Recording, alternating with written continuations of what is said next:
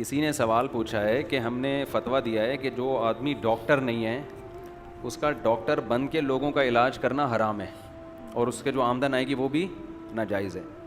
کسی نے سوال پوچھا ہے کہ ایک آدمی ڈاکٹر نہیں ہے, MBBS نہیں کیا ہوا پراپر, لیکن اس کو جب علاج کرنا آتا ہے تو اس کی آمدن حرام کیوں ہوگی؟ اس کو تو علاج کرنا آتا ہے.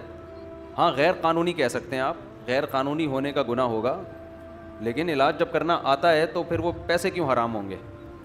تو یہ خوب سمجھ لیں, یہ جو وہ کہہ رہے ہیں نا کہ مجھے آتا ہے, اس کہنے کا اعتبار نہیں ہے.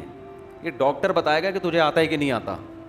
ہر آدمی اپنے آپ کو سمجھتا ہے کہ مجھے آتا ہے. جیسے مذہبی اسکالرز میں جو پراپر باقاعدہ علم حاصل نہیں کیا, عام لوگ ان کو کہتے ہیں بڑے بڑے اسکالرز ہیں, حالانکہ وہ چھوٹے چھوٹے اسکالرز بھی نہیں ہوتے. تو یہ کوئی اسکالر ہی بتائے گا کہ یہ اسکالر ہے بھی کہ نہیں ہے. تو ہر شخص جس کی فیلڈ ہے نا, تو اس فیلڈ کا ماہر بتا سکتا ہے کہ یہ اس فیلڈ میں ماہر ہے یا نہیں ہے.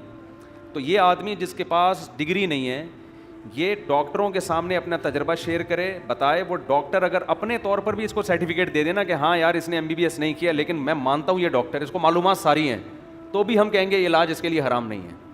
لیکن ایسا ہوتا نہیں ہے. تو حکیم بنے ہوئے ہیں. ہمارے پاس فون آتے ہیں, ایک صاحب نے کہا میں حکیم نہیں ہوں لیکن یوٹیوب پہ حکمت کا چینل چلا رہا ہوں میں. جب آپ حکیم نہیں ہو تو کیوں حکمت کا چینل چلا رہے ہو بھائی؟ آپ نہ پڑھایا آپ نے پراپر. عوام بڑی متاثر ہوتی ہے فضول باتوں سے. ادرک کے فضائل بیان کر دو, دار چینی کے فضائل, یہی یوٹیوب پہ نا حکیموں کے جو جعلی حکیم ہیں یہی چل رہا ہے. دار چینی, کالی مرچ, ادرک, سونف, ہلدی, یہ سب چیزیں لگا لوگوں کے, بس یہ اس سے یہ ہو جاتا ہے, صحیح ہو جاتا ہے, اس سے کینسر کا علاج ہے, دبا کے ملینز ان کے سبسکرائبر ہیں.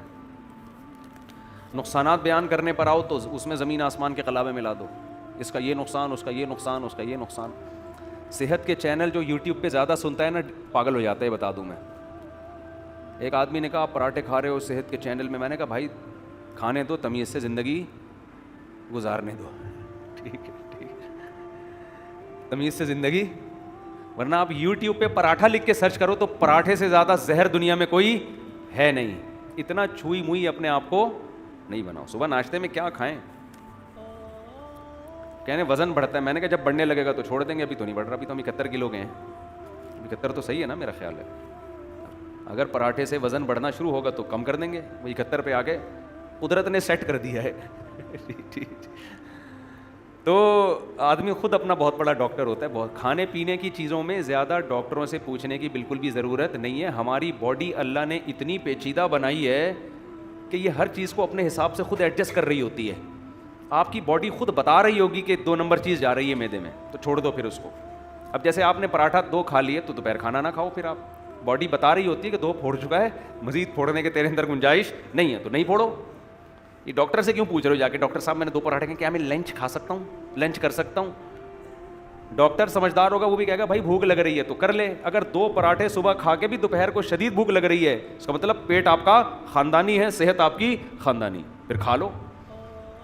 نہیں لگ رہی تو نہیں کھاؤ. دنیا میں ایک اصول ہمیشہ یاد رکھو کہ جب تک شدید بھوک نہ لگے کھاؤ نہیں, اور تھوڑی سی بھوک باقی رکھ کے چھوڑ دو. اتنا نہ پھوڑو کہ میدا کہے بس کر یار, بس بہت ہو گئی.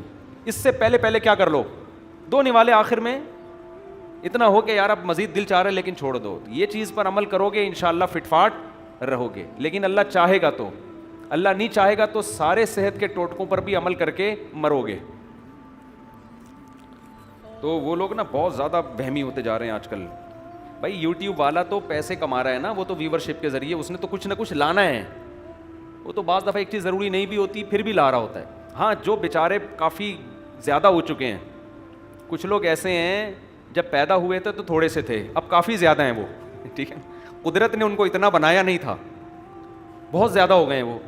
اب ان کو چاہیے اتنے ہوں جتنے ہیں آپ اصل پوزیشن پہ. ان کے لیے پھر یہ ڈائٹ پلان ہوتا ہے کہ یار یہ کرو ایسے کرو, اور پھر یہ روٹی چاول بالکل ختم کر دو, پراٹھے وراٹھے تو سوال ہی پیدا. وہ پھر آہستہ آہستہ جب تک نتھر نہ جائیں, جتنے تھے قدرت کی طرف سے اتنے نہ ہو جائیں, اس سے پہلے پھر ان کے لیے یہ چیزیں شدید نقصان دہ ہیں.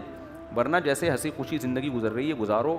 آدمی اپنی باڈی کو جس چیز کا عادی بناتا ہے نا, باڈی پھر اسی کی عادی ہو جاتی ہے. دیکھو انگریز یہاں آتے ہیں بیمار ہو جاتے ہیں, وہ اتنی انہوں نے ہائیجینک خوراکیں کھاتے ہیں نا, وہ یہ نہاری وہاری. یہ کینیا میں سب سے زیادہ مرچیں کھائی جاتی ہیں, مرچوں سے ان کا معدہ خراب نہیں ہوتا.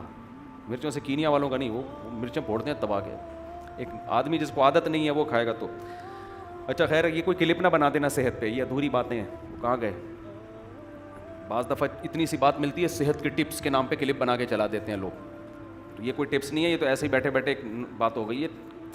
جب کسی ٹاپک پر بات کرتا ہے انسان تو پھر تو اس کی پوری ڈیٹیل میں جب تک نہیں جائے تو ادھوری بات جانا نقصان دہ ہوتا ہے.